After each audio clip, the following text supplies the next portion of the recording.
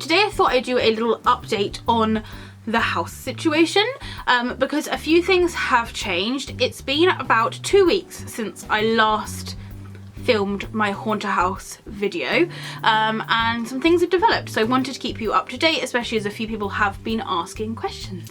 So positive changes. Basically we are slightly closer to getting our potential house. Quick update to where we were before. Last time we had made an offer on the house, had the offer accepted, but we were then in a bit of limbo because the seller hadn't found anywhere to move to yet, so everything was really on hold. Well, since then, I'm very excited to say that our seller has found somewhere to move and the chain was complete. So basically we found out on the Thursday. Nothing really had happened much. Everything had kind of gone quiet our end and nothing was really going on. And last Thursday I was in the shower washing my hair and I was listening to music, as I usually do, on my phone, and it kept cutting out and I was like getting really frustrated. I was like, why does my music keep cutting out? And then it wasn't until I looked down that I realized it was because someone was calling me and had kept trying to call me, and I was obviously in the shower singing and not answering the phone. So when I got out I had multiple missed calls and a voicemail, and then an email dinged through with the name of our house, and I thought, oh my goodness, what's going on? So I was literally stood there in like half a towel trying to listen to this voicemail which said, basically your sellers have found somewhere to move to. And we were like, amazing. But they didn't know anything about the chain. So if anyone who isn't aware, you use the word chain when you're talking about the sellers and their position and the buyers in their position. So for example, we are the beginning of the chain because we have nothing that we're trying to sell, we are just trying to buy.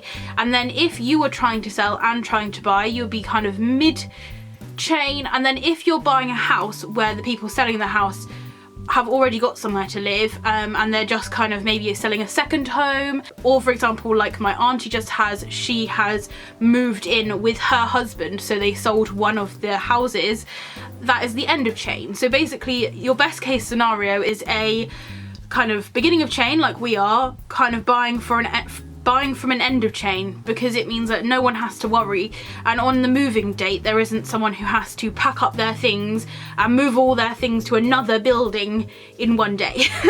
So we're in quite a fortunate position being the beginning of the chain, and we were really hoping that our sellers would buy an end of chain, so we'd be moving to their house and they will be moving to an end of chain. But at this point the estate agents didn't really know anything that was going on, they just knew that they'd found somewhere, which to be honest was so exciting in itself. So we were really excited. We actually happened to have booked a viewing for the Friday, so the next day, just to I'd gone around with Mike, I'd gone around with my parents, but we wanted to take Mike's parents around as well. So we'd actually booked that for the next day. So we went to the viewing and we happened to see the seller there.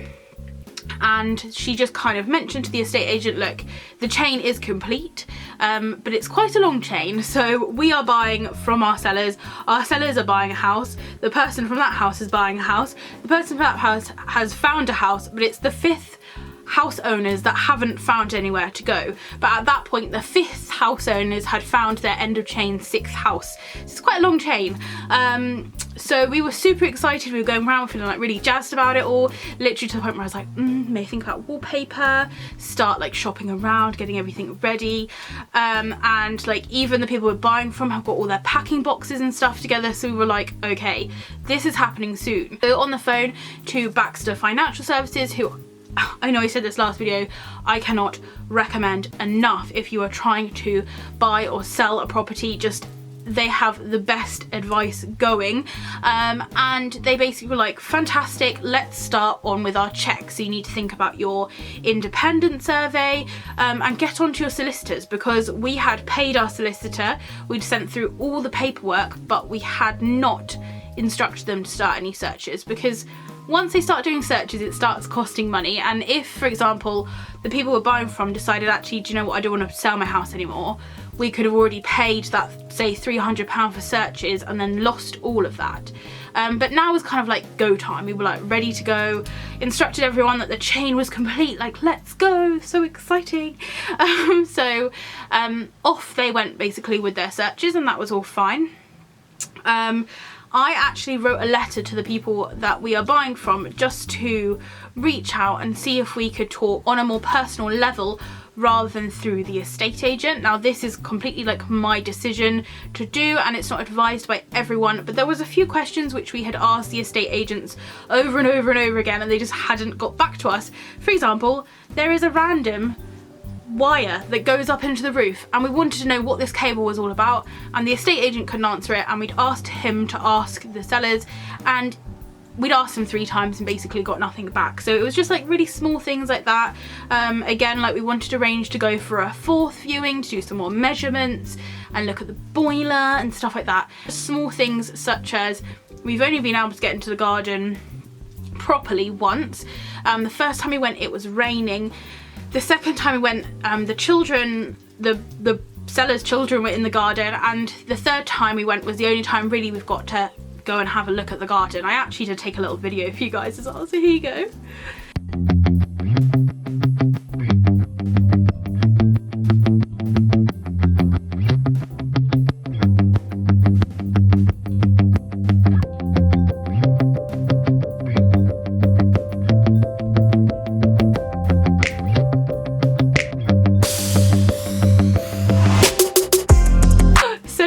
Like really that video was me like first experiencing the garden without being rained on or having to dodge around people. But it does mean that we haven't really got everything in our mind of how we want the garden to look. We know we want to get rid of the sheds and put in a greenhouse, make a fairy garden, put more gnomes in, etc. But like there's a few other little details we wanted to get through. So I left her a letter. We started talking. I kind of left it up to them. I said, look, if you want to talk, if you're comfortable to talk, here are my details. Like we're happy to talk without going through the estate agent, but obviously like it's a two-way street. If they didn't want to, they didn't need to contact us. So she contacted me on Facebook. I gave her like every different option which she could find me on, and she contacted me on Facebook and just said like, yep, we're happy to talk through here. Let me know if you have any questions, for example, like what is that cable? And then she was very easily able to answer that question for us. I had this kind of conversation with her just over like 4 or 5 messages, and something was just bugging me a bit about the fact that this completed chain was kind of a second-hand Chinese whisper thing from the estate agent. So I thought, you know what, I'll ask the seller. And she didn't reply when I asked her, so I was like, okay. So then on the Saturday morning, she did reply, and she just said, well, basically she said basically she had just got a call from her estate agents to say that the chain was no longer complete, and that like 6th house was no longer on the market. So our 5th buyers have now no longer got anywhere to go. But of course, where we are like right at the beginning of the chain, it's really like basically impossible for us to find any information past like the 2nd or 3rd people. I mean, the people we're buying from is relatively easy to find out about, and the people they're buying from, it's like a 10% chance. But once you get past that, you start losing track of who's who, and you have no connection to them other than the fact that they are in your chain. And ultimately, if me and Mike were to back out of the sale, the whole chain would start to slowly crumble. So she basically just said, like, this is all I know. I can't give you any more information other than the fact that it's no longer complete, and I will let you know if we do find anything else out. And it was just a bit not disheartening, but I think me and Mike definitely went kind of, they found a house, the chain is complete, we're gonna have a house, like back down again. So that definitely was a bit of a blow, but we decided to carry on with our checks and things anyway. Now, one thing that we would have held off on and not actually done at this point if we were getting it was an independent survey. Now, last time I sat down and spoke to you, I did tell you we'd had our kind of bank survey that basically just said the house was worth what it was worth. But now a lot of people would then employ an independent surveyor who would do something like a home survey or a structural survey depending on the age of the house. Now the house we're buying isn't too old, so the home buyer survey would basically look at the interior and its condition. So for example, they would point out the fact that there's some paint on the carpet upstairs which we would need to replace. They'd maybe point out the fact that some of the taps are a little bit wobbly, that the windows don't all lock very securely, and these are all things which we would definitely sort before we got into the house, for example. And if you are buying a house, I still would say that my personal recommendation is that you do have a home buyer survey, and I'm sure most people would say that. Baxter's Financial Services would say that, our solicitors would say that, and also our estate agents would say that. So you may be wondering why we're not getting a home buyer survey. Basically, it's completely down to circumstance. We had the money saved, so a home buyer survey was going to cost us around £600.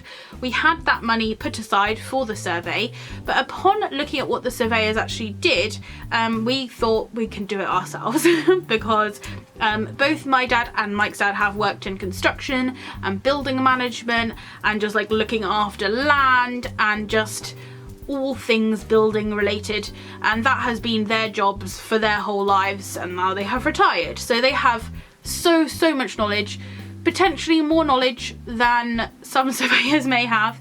So we decided that we would like to do a kind of private survey within the family where Mike will go in, we'll get an electrician in, because the home buyer survey does not cover anything to do with the electrics or plumbing or heating or water or anything along those lines. So we need an electrician anyway. So we'll have me, Mike, the electrician, my dad and Mike's dad. So with their combined knowledge, they will know everything that is wrong with the house and what would need to be done to put it back to how it should be. And potentially also the sellers as well, because they know all the inside knowledge of if there are any creaky pipes or some electrics that don't always work. So again, this is probably something that would be very hard to organise if we didn't have direct contact with the people we were buying from, but because we have, we've established that they'd like us to do it once the children have gone back to school, which of course is absolutely fine.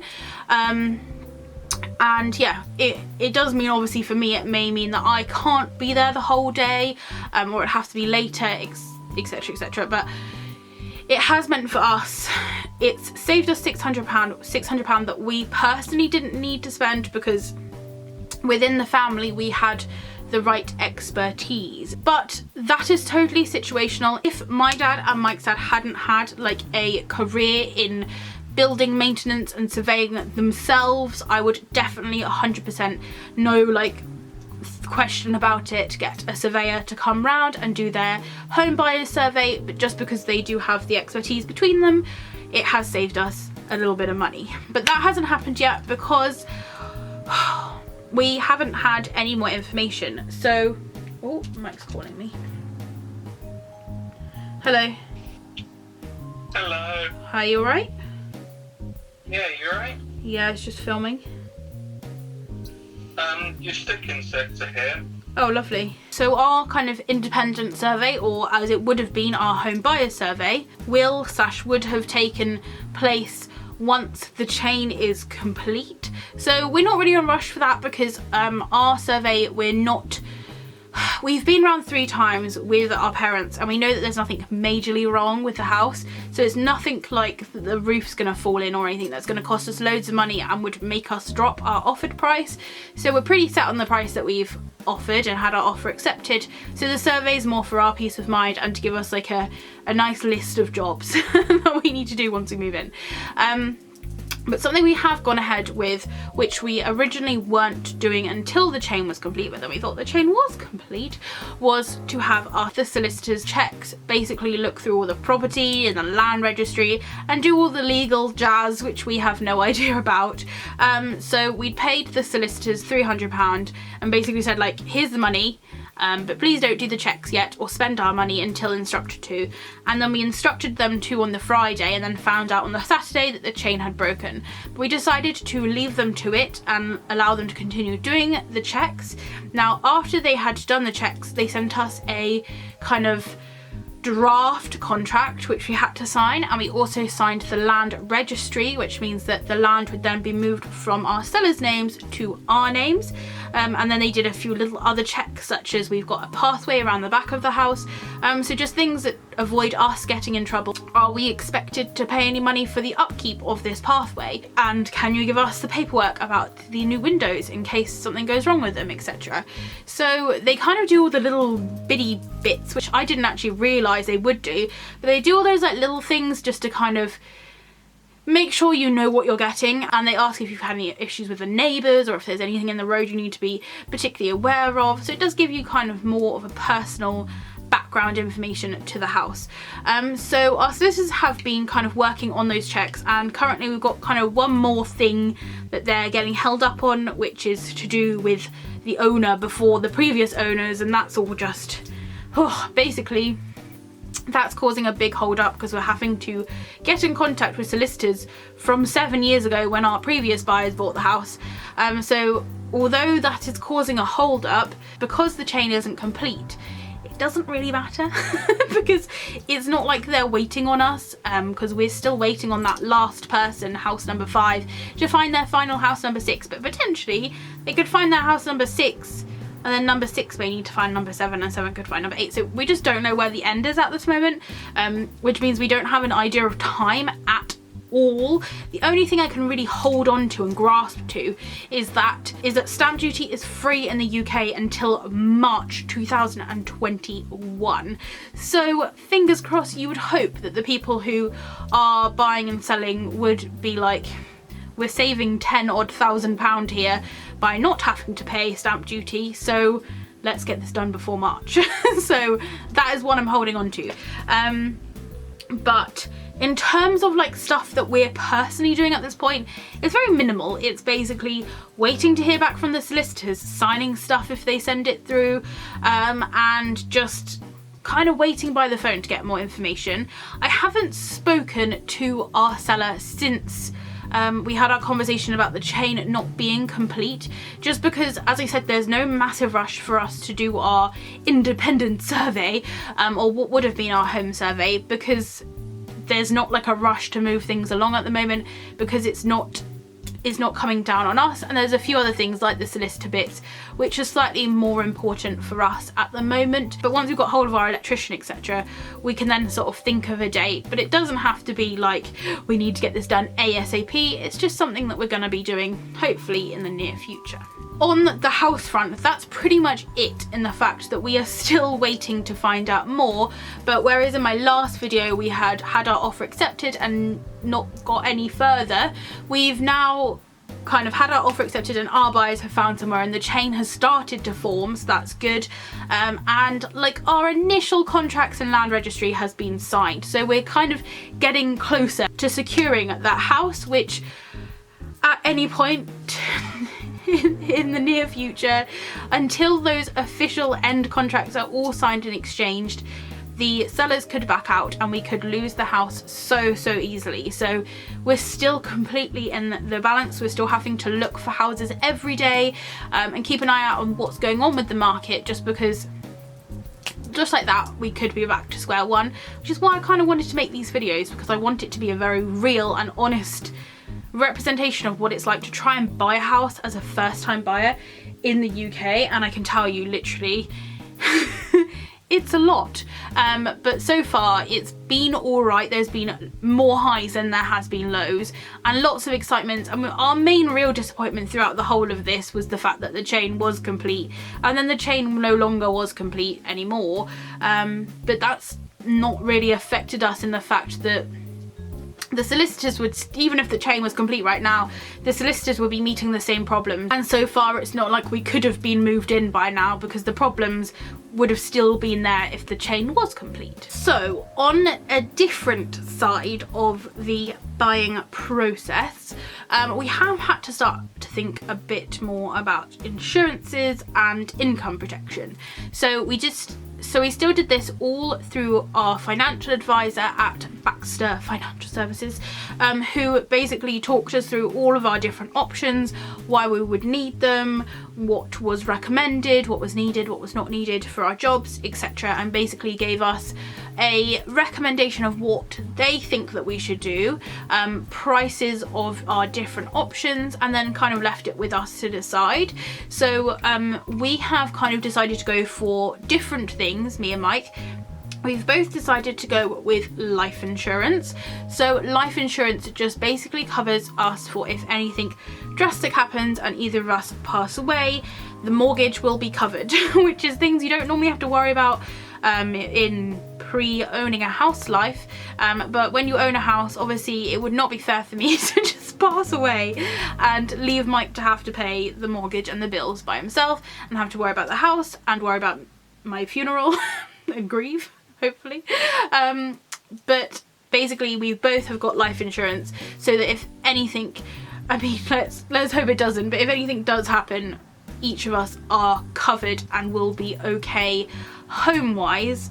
Probably not emotion-wise, but home-wise will be okay. And really that worked very well getting it to like as a joint thing, because they took into account various different aspects of our jobs and our health, and we had to do a health questionnaire, which was very intrusive, but it basically took everything into account, and it cost, if it was just Mike getting it, it cost him £10 a month. If we get it joint, it costs us a joint amount of £11 a month. So for an extra £1 a month, we can both be covered. I at first wasn't going to get life insurance just because where I'm a teacher in the UK, we get the teacher's pension scheme, and that has amazing benefits for if you are sick or if you have death in service.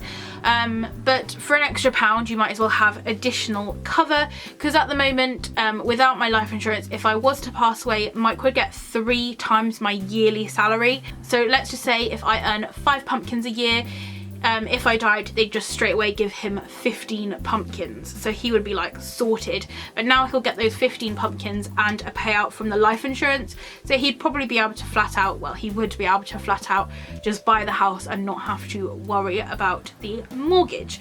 So we've both gone for life insurance. Mike has gone for additional income protection.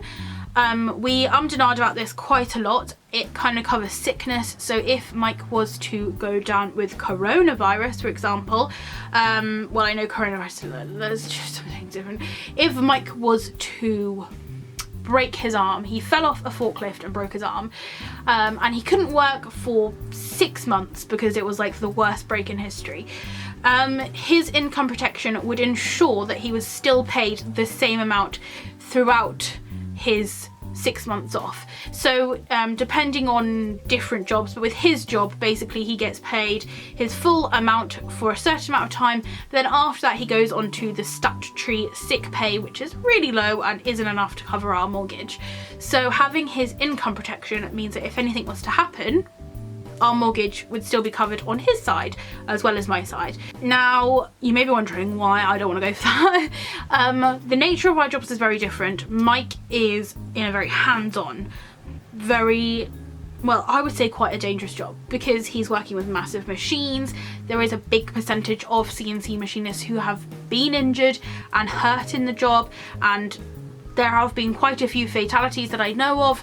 So he works in a very dangerous industry, whereas I work with 5-year-olds.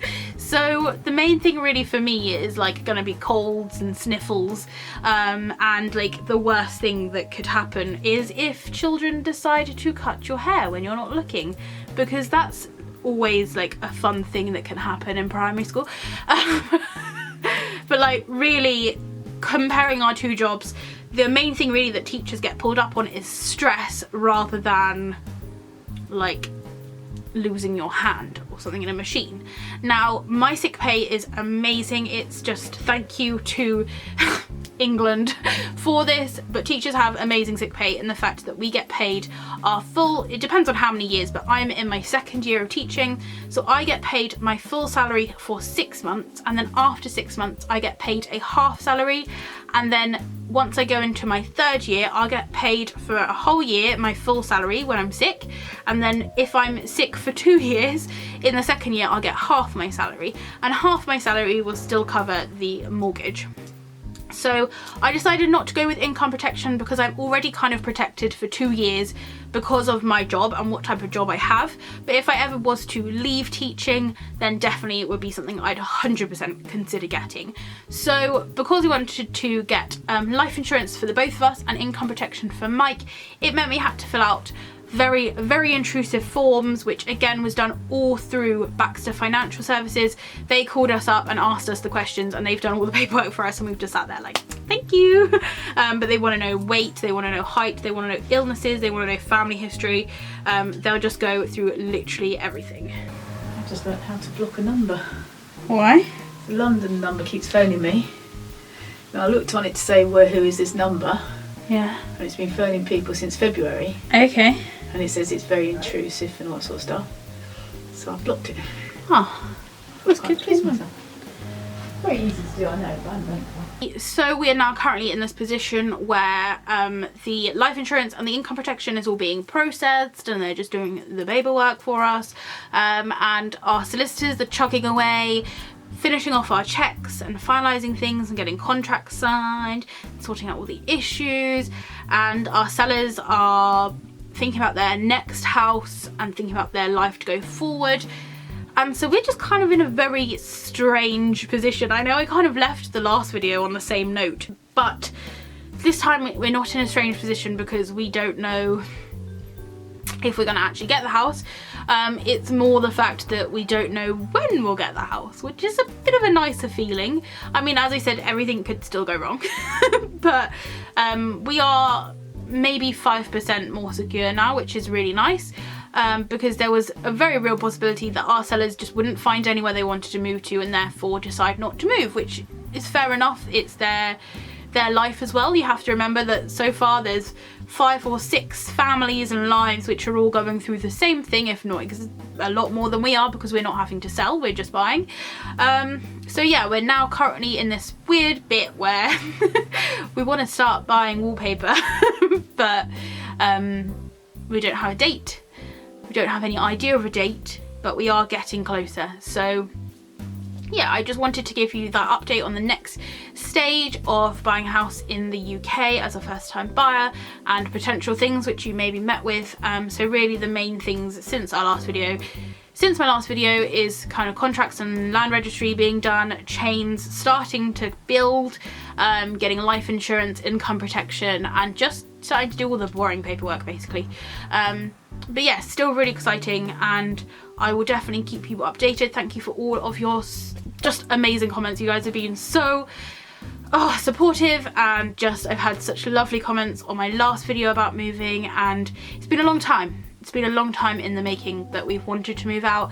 Been in this cramped room for a very long time making videos. I literally looked back and my first video was in 2014 in this room. So yeah, it's been a long time, and lots of people are asking me to do moving vlogs, and do not worry, I will definitely do moving vlogs. But at the moment everything has to be kept quite private, and I can't really film around someone else's house. Their garden was alright, but I couldn't really film inside the bedrooms and stuff. But as soon as they are out, you guys are getting a tour, don't worry.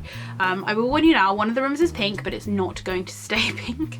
But yeah, really exciting. I have actually as well, last thing I add to this video, bought my dragon a new vivarium for when we move out. A bit preemptive, I know, but I've bought him a 4 foot by 2 foot tall vivarium so I can put shelves in, so he's gonna have a bigger house when we do move out. And I bought it in walnut because walnut is so gorgeous. So yes, have been doing a little bit of shopping, I'm not gonna lie, for my new house. But yeah, everything's pretty much going up in the roof. That glass, that back glass that I bought from TK Maxx in my last TK Maxx vlog, it's up in the roof, it's ready to go. So yeah, exciting, scary, but bringing you guys along, so enjoy the ride. But thank you very much for watching. If you do have any questions, comments, please leave them down below. If you're sunny where you are, I hope you enjoy the shade, and I will see you next time. Bye.